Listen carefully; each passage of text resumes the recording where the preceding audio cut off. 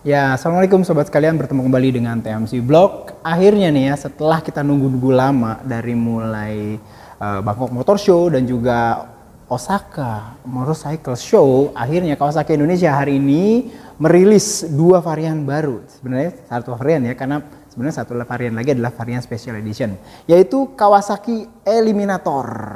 Kawasaki Eliminator dan Kawasaki Eliminator SE yang dibanderol mulai harga Rp165.900.000 untuk yang versi Eliminator dan Rp169.900.000 untuk Kawasaki Eliminator SE.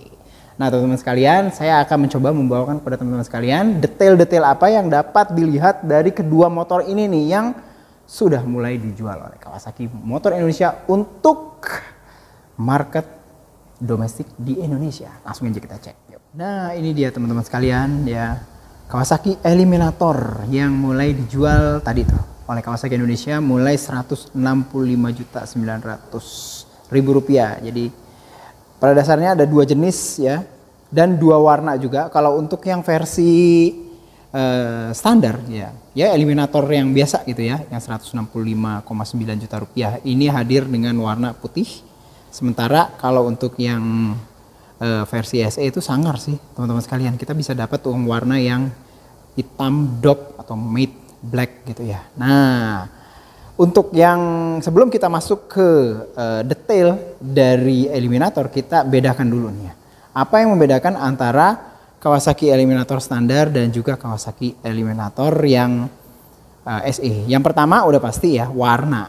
Nah jadi kalau untuk Kawasaki yang Eliminator yang standar ini warnanya putih, sementara kalau yang ini hitam dop, ini putihnya gloss. Nah SE nggak bisa dapat warna yang putih gloss, demikian juga yang versi Eliminator tidak bisa mendapatkan warna yang ini. Jadi dua warna ini benar-benar didedikasikan untuk masing-masing varian, jadi nggak bisa tuker-tukeran. Jadi nggak bisa kita saya pengen Kawasaki standar tapi warna hitam nggak dapat. Kalau mau dapat warna hitam dop mesti belinya yang kayak gini nih teman-teman sekalian. Nah selain dari harga yang berbeda Rp3 juta antara kedua-duanya ya.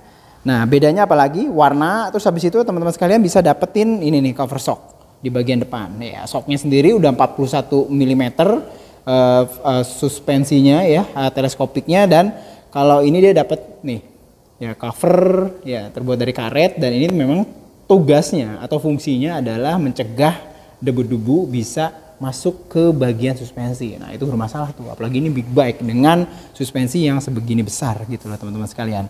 Terus apa lagi nih ya, bisa kelihatan dari headlampnya, dua-duanya headlampnya sudah LED. Namun kalau untuk yang versi SE ya, dia menggunakan cowling gitu atau kedok gitu ya. Ini kedoknya kayak gini. Dia tuh dibuat memang bener-bener didesain khusus untuk headlamp dari Kawasaki Eliminator ya. Nah ini warnanya nih kayak gini nih, glitter hitam dop, dengan bagian atas tuh ada apa namanya kayak model ini ya, mika kayak gitu, dan dibuat agak cekung di bagian sini karena dia tuh mengikuti garis dari ini nih teman-teman sekalian ya. Apa namanya, panel dashboard meter, dibuat bener-bener fit banget atau ngepas banget di headlamp, jadi memang nggak ada kelihatan kedodoran dan segala macam, dan desainnya benar-benar dibuat proporsional. Sementara kalau untuk yang SE teman-teman harus puas dengan headlamp aja gitu, tapi headlampnya sendiri udah cakep banget karena dia sudah menggunakan LED. Nah gitu, apalagi setelah ini, nah kita lihat lagi. Nah perbedaannya lalu adalah di jok teman-teman sekalian. Nih ini adalah jok yang SE ya, sementara kalau teman-teman sekalian lihat ya, jok yang versi standar tuh ini beda banget ya. Artinya kalau untuk yang standar dia tuh joknya itu kulitnya hanya satu jenis kulit yang dipakai, ini pun udah bagus gitu ya. Sementara kalau untuk yang SE teman-teman bisa dapatkan dua opsi kulit ya, two tone, nggak bisa dibilang seperti itu.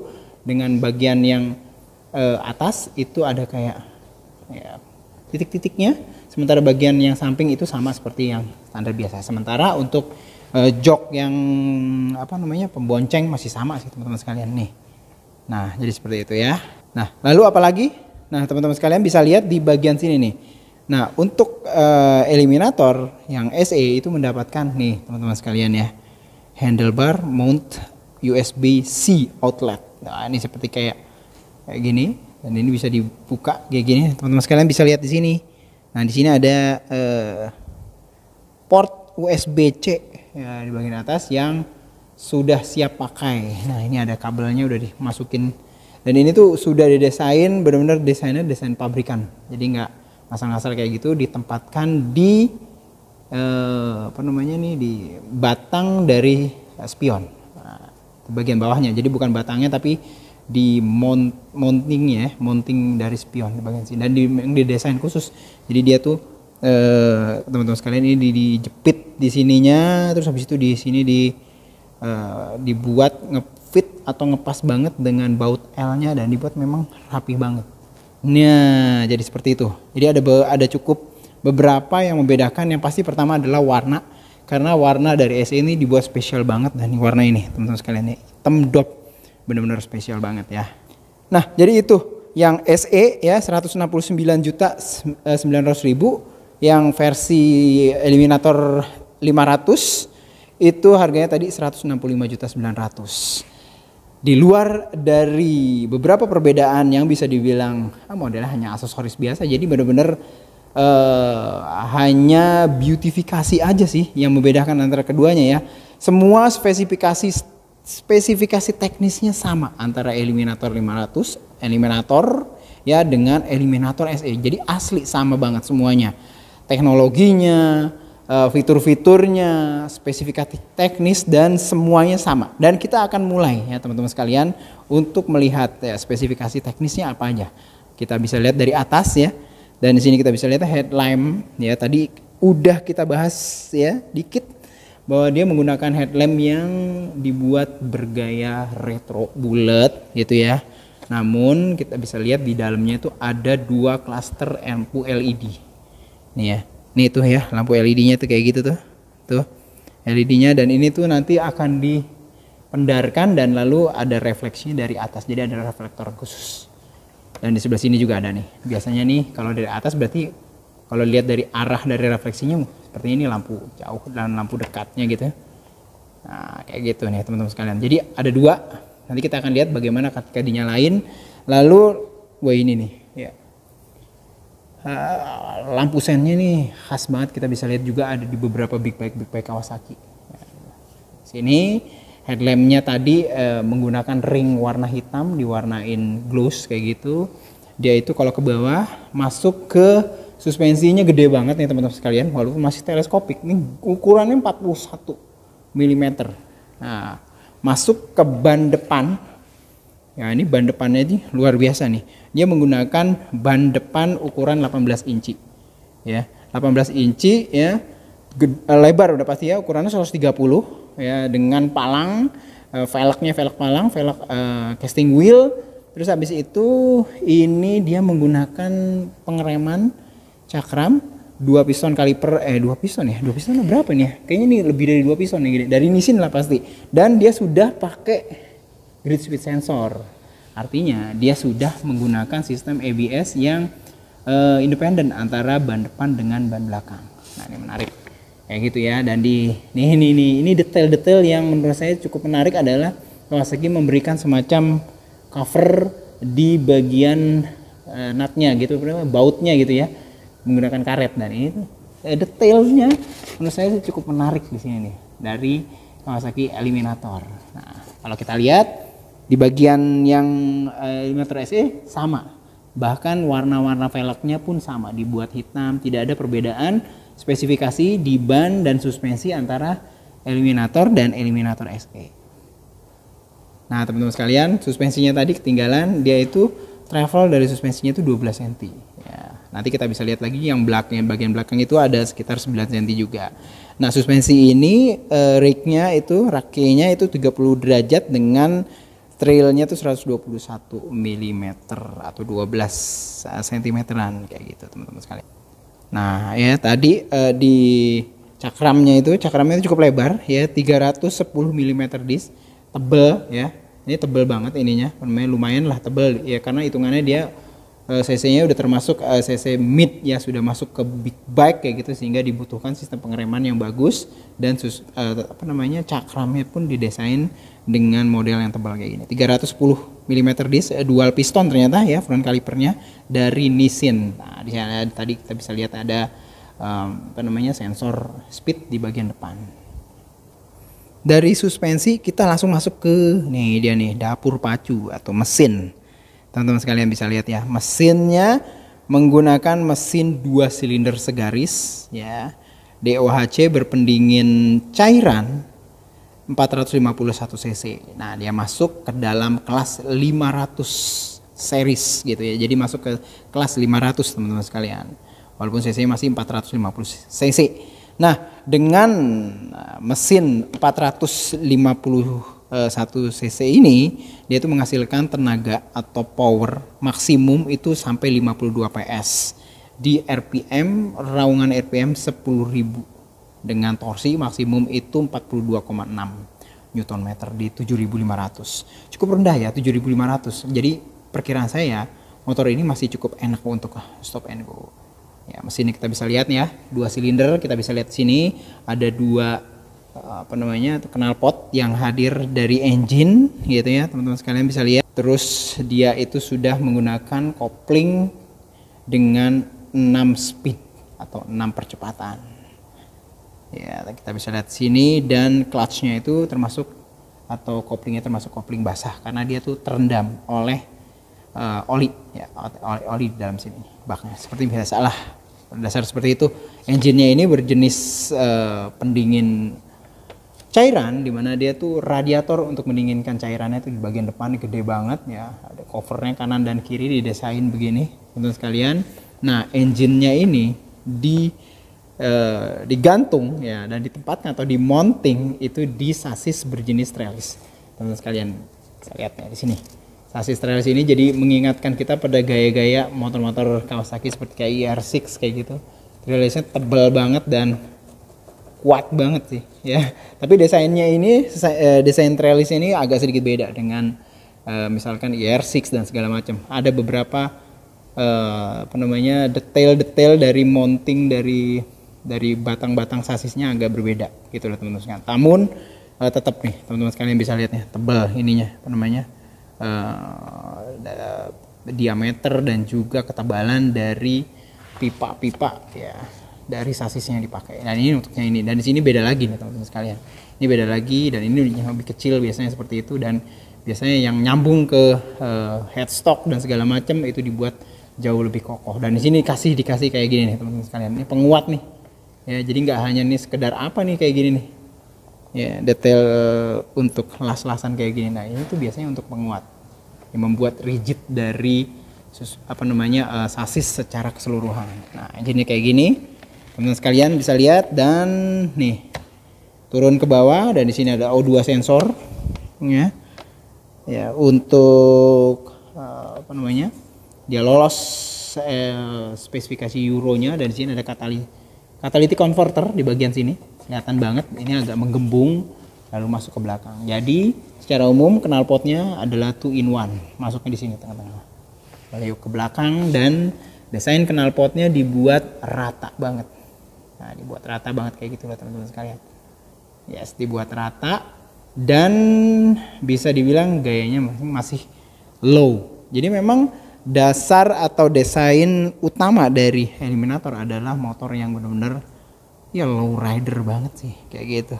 Ya, gitu ya teman-teman sekalian ya. Jadi long and low authentic motorcycle design. Jadi desainnya itu dibuat terlihat panjang ya, rakinya tadi centang, terus habis itu jarak wheelbase-nya dibuat panjang, terus habis itu dibuat rendah. Nah, nanti kita akan cobain detail-detail lainnya. Dan kita bisa lihat lagi di sini ya, bagian atas itu dibuat di atas dari frame itu, tangki bahan bakarnya dibuat model memanjang ya, semi teardrop kayak gitu. Sejalan dengan desain dari umumnya motor-motor berjenis klasik kayak gitu teman-teman sekalian. Nah, tadi yang putih ya teman-teman sekalian. Nah, yang SE pun sama. Namun kalau SE itu frame-nya dibuat hitam. Jadi ini bener-bener temanya tuh bener-bener hitam semua. Jadi warna dari body works ya, kayak misalkan tangki ya tadi yang teardrop itu, kalau di SE ini dia menggunakan warna yang hitam dop. Teman-teman sekalian bisa lihat sini ada kayak glitter kayak gitu. Dan engine juga begitu, dipakai ini hitam dop, namun frame dibuat hitam gloss kayak gitu. Suspensi juga nih agak sedikit beda ya. Untuk yang suspensinya tuh dibuat kayak nih teman-teman sekalian, ada kayak covernya di sini ya. Warnanya hitam juga, dan dikasih tadi ya, kita bisa lihat ya ada kayak karet cover dari suspensinya biar nggak cepet kotor. Ini juga front fendernya dia menggunakan warna hitam dop ke belakang. Nah ini dia nih teman-teman sekalian yang membedakan kalau SE tadi ya, joknya, dan joknya ini so ya. Dan dia dapat dua jenis ya, opsional ya, low seat dan standar seat. Nah kayak gitu. Nih ini aja udah rendah ya hitungannya. Nah jadi seperti itu. Bagaimana lagi kalau ditambahin low seat. Nah untuk jok belakang dia itu nempel langsung ke fender belakang teman-teman sekalian. Ini fender belakangnya ya. Nah, dia fendernya sih memang plastik ABS, cuman dia di bawahnya itu langsung ketemu dengan subframe, jadi kuat tetap. Jadi ini nih kayak gini nih, dia tuh bukan nempel ke fender, tapi dia nempel ke bagian bawah dari fender, yaitu nih dari sini nih. Nah ini subframe-nya di bagian bawah. Nah subframe-nya di bagian bawah sini, jadi ya tetap kuat walaupun ini kesannya kayak dia dudukin plastik, tapi enggak, jangan takut. Dia enggak dudukin plastik, tapi dia langsung termounting ke subframe, jadi kuat teman-teman sekalian. Ya, dan ini nih ya, suspensi belakangnya double shock kanan kiri ya, dengan travel itu 90 mm, 9 cm travelnya. Rem belakang ya Nissin dual piston berapa? Saya cek dulu. Tetap bener teman-teman sekalian, dual piston dari Nissin, dual piston kaliper, karena memang kelihatan gede di sini, dan sepertinya ada dua pistonnya di sini dengan cakram berukuran 240 mm. Nih ya, di cakram belakangnya juga hadir grid speed sensor, menandakan bahwa sistem ABS-nya benar-benar independen antara depan dan belakang. Dua-duanya beroperasi secara independen, baik ABS depan maupun belakang. Ban belakangnya nih menarik karena dia jenisnya chopper kayak gitu. Dia tuh menggunakan roda dengan ukuran 16. Kalau depan tadi 18, belakang 16 nih sekalian. Nih ya, velgnya dibuat model casting wheelnya senada dengan casting wheel depan. Nih, mantep. Ya, nih. Ya, swing armnya dibuat model kotak. Ya, gede banget sih. Ya, dimensi dari swing armnya. Teman-teman kalian bisa lihat lagi, dan bagian belakangnya dibuat bener-bener senada banget nih, cakep ya. Ini lampunya saya lupa, nanti kita akan nyalain, modelnya akan nyala seperti apa. Lalu penyalaannya juga bisa menerangi dari bagian plat nomor karena disiapin khusus teman-teman sekalian. Lagi-lagi ya, lampu sennya LED menggunakan model gede sama seperti kayak di big bike-nya Kawasaki. Nah ini dia ya, ini dia detail dari knalpot yang kita udah bicarakan tadi. Modelnya menarik, dibuat rata, dan dimensinya juga cukup besar sih kalau menurut saya sih. Yes. Ya, ini ya. Tadi kita ngomongin daerah sebelah kanan doang, di daerah sebelah kiri teman-teman sekalian. Ya, nah ini dia model dari gear shiftingnya, 6 speed kecepatan. Ya, memang sih nggak ada quick shifternya, nggak kayak Ninja ya, karena ya dia modelnya model touring teman-teman sekalian. Jadi tetap ya menggunakan model konvensional biasa, tapi dibuat memang berbeda dengan Vulcan. Kalau teman-teman sekalian dengar, inget ya, desain dari Vulcan itu footpacknya lebih maju ke depan, bergaya bener-bener gaya-gaya Harley kayak gitu. Sementara kalau ini Eliminator, sama seperti Eliminator yang 175 dulu, dibuat lebih sporty, walaupun tetap agak sedikit lebih depan ya dibandingkan dengan posisi duduk. Nih posisi duduk di sini nanti kita akan lihat cobain ya secara ergonomi diam tuh seperti apa namanya, posisi duduknya, posisi kaki sebelah mana, dan apakah nyaman apa enggak. Nih dia teman-teman sekalian, engine baru ya, 451 cc, throttle bodinya 2 gitu di situ, starternya ya, wah ditaruh ngumpet ya, tapi tetap kelihatan, dan ini dia indah banget ya. Sementara untuk sasisnya model yang biasa, eliminator biasa itu menggunakan warna yang silver. Nah jadi seperti itu. Nah sekarang kita lihat nih modelnya kayak apa, yang elektroniknya nih. Jadi ini teman-teman sekalian, nah ini dia nih kuncinya ya, dibuat grafing dari laser, biasanya kayak gini modelnya, tepatnya di sini. Dan ini adalah handlebarnya, dia menggunakan handlebar yang belum terbuat dari atau bermodelkan fat bar, masih biasa standar. Dan ini khusus di Indonesia nih, karena ini ada kayak gini-gini untuk hubungannya ke ini dia bracket plat nomor di bagian sini ya. Nah, dibuat khusus nih detailnya nih. Ya, dibuat nempel ke racer. Dibaut juga, jadi bautnya agak dibuat lebih panjang. Coba kita nyalain. Wow, cakep teman sekalian. Jadi memang kita ulang, mati ini kayak gini. Jadi walaupun gayanya retro, tapi ini detailnya banyak banget, hal-hal kekinian, benar-benar canggih ya.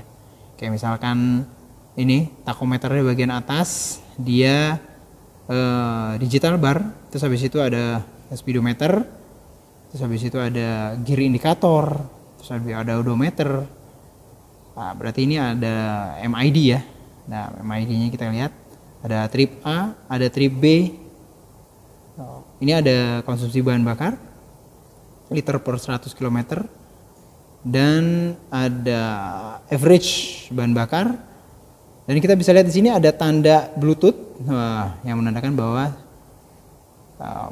dashboard sistem elektroniknya itu bisa terhubung dengan ya teman-teman sekalian, apa namanya, ponsel. Nah, ini ada bar graph untuk level dari bahan bakar ya. Sini ada, oh ini udah mulai habis bensinnya. Ini ada indikator ABS normal, dan kita bisa lihat di sini ya, untuk ke handlebar sebelah kiri ada lampu jauh, lampu dekat, hazard ya, ini nyala dua-duanya. Lalu ada lampu sen ya, kanan kiri gitu ya, ada horn. Sementara untuk yang handlebar sebelah kanan hanya ada engine kill switch ya, dan juga starter dengan kaca spion yang model bulat gini, dibuat kecil nih ya, mirip seperti kayak Vulcan ya, jadi mirip ya, cakep ya, detailnya bagus ya. Dia tidak dibuat fat bar, cuman masih tetap bagus teman-teman sekalian. Nah seperti ini, dan lampunya ketika nyalakan di bagian belakang ya teman-teman sekalian nih ya. Ini LED loh teman-teman sekalian, tengahnya ini loh. Jadi bukannya bulb kayak gitu, dan dibuat berpendar ke samping. Cakep banget. Yang di bawah tuh ada lampu untuk penerang plat nomor, dan ini nih ya. Jadi untuk lampu dekatnya itu lampu atas, dan untuk lampu jauhnya ya nih. Nah bisa dinyalakan juga menggunakan pasbin di sebelah sini teman-teman sekalian. Yes. Nah jadi seperti itu. Matiin dulu ya. Jadi memang secara umum benar-benar memadukan antara konsep retro dengan konsep yang apa namanya, bisa dibilang modern ya, dengan kehadiran lampu LED kanan dan kiri full ya, bisa dibilang seperti itu, LED-nya depan belakang, terus habis itu lampu sen, ditambah lagi dengan kehadiran dashboard yang full digital dan segala macam gitu ya. Dan engine yang bisa di belakang ini, engine-nya bukan engine yang lama, tapi ini engine benar-benar baru didesain oleh Kawasaki menggunakan fuel injection, DOHC, berpendingin cairan dan segala macam. Pokoknya semuanya teknologinya bisa bilang teknologi terkini dari motor Kawasaki di kelas 500 cc ini. Nah jadi seperti itu. Nah penasaran kan bagaimana nih riding ergonominya. Langsung aja kita cobain yuk. Nah teman-teman sekalian, penasaran sama suara dari Kawasaki Eliminator? Sama aja, Kawasaki Eliminator 500 atau Kawasaki Eliminator SE. Langsung aja kita nyalain. Dan yang menariknya adalah kenapa saya mesti pakai pedok stand? Biasanya kalau di motor-motor Kawasaki lainnya, baik itu motor 250 cc ke bawah ataupun big bike, itu kalau giginya netral, side stand ya itu diaktifkan, itu kita masih bisa starter ya. Tapi kalau di Eliminator ini aneh beneran. Kenapa? Karena kalau diginiin ya, side standnya atau standar sampingnya dinyalain ya, kita nyalain di sini nggak bisa teman-teman sekalian, asli nggak bisa ya. Ini menarik nih, dan dia harus di nonaktifkan baru kita bisa. Woi, mesinnya benar-benar suara twin, 2 silinder, namun tone-nya berbeda dengan tone-tone kayak misalkan suara dari kayak misalkan Ninja 250 atau IR6. Ini lebih kayak ngebass kayak gitu loh teman-teman sekalian. Nih ya, saya coba deketin ke teman-teman sekalian suaranya nih.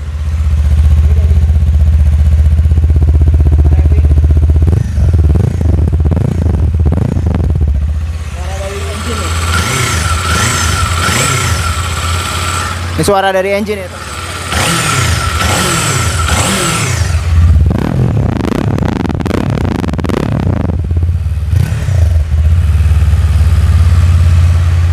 Ya, benar-benar memang bisa dibilang tone-nya itu lebih ke arah apa ya? Ngebass ya. Karena memang didesain mungkin kanister dari knalpot ada muffler ini dibuat gede, kita bisa lihat nanti lubang-lubangnya itu dibuat besar ya. Jadi memang menghasilkan suara yang cukup keras dan juga cukup ngebass. Jadi kayak gitu loh teman-teman sekalian. Sekarang kita saatnya untuk nyobain riding ergonominya dulu deh dari Kawasaki Eliminator 500 ini. Langsung yuk. Nih ya. Saya tinggi badan 160 cm dengan jangkauan kaki 75 cm ya. Duduk ya dengan standar seat atau jok yang standar. Ya nggak napak full ya, nggak napak full. Karena apa? Karena memang ini joknya memang agak sedikit lebar. Jadi di bagian sini paha itu agak sedikit tekor gitu ya. Tapi ini termasuk yang ini benar-benar nyampe. Jadi dua-dua kakinya tuh kayak begini, setengah napak ya, bisa bilang setengah napak kiri dan kanan. Tapi kalau motor-motor tinggi biasanya bahkan satu kaki aja setengah napak. Tapi ini dua kaki setengah napak. Teman-teman sekalian yang punya tinggi mungkin 165, 170 pasti menapak sempurna gitu. Nah, lalu posisi handlebarnya ini standar sih menurut saya sih, natural ya, nggak terlalu maju banget dan nggak terlalu kayak yang sporty banget. Ini standar natural. Kalau saya masih agak sedikit bisa ini santai ya, relax dengan posisi duduk yang agak lebih maju gitu ya. Dengan posisi kaki yang tidak seperti kayak Vulcan. Kalau Vulcan agak maju ke depan gitu ya, agak aneh ketika pada saat belok. Tapi kalau ini masih agak sporty. Walaupun memang ini sporty yang bener-bener leisure banget, bener-bener nyaman gitu. Karena posisi dari footpacknya masih bener-bener di depan posisi jok gitu ya. Kalau yang sporty, lebih sporty lagi, posisi footpack itu biasanya akan tambah lama tambah jauh dari daerah posisi normal dari duduk kita. Ya garis lurusnya gitu ya, agak posisi normalnya. Kalau sporty biasanya kesini atau tambah lama tambah mundur. Tapi kalau untuk Eliminator ini dibuat benar-benar enak banget. Ya jadi masih dibuat sporty tapi nyaman dengan posisi dua ini. Teman-teman sekalian bisa lihat segitiga ergonominya seperti ini. Nah, waduh ini enak banget sih kalau menurut saya sih ya. Benar-benar enak. Tidak terlalu ekstrim maju gitu seperti chopper atau dibuat sporty dengan kaki yang mundur gitu ya. Ini sebenarnya kakinya masih sporty tapi santai atau nyaman kayak gitu teman-teman sekalian. Nah, dibuat touring nih, enak banget nih. Jadi kayak gini teman-teman sekalian, kita dengerin suaranya yuk.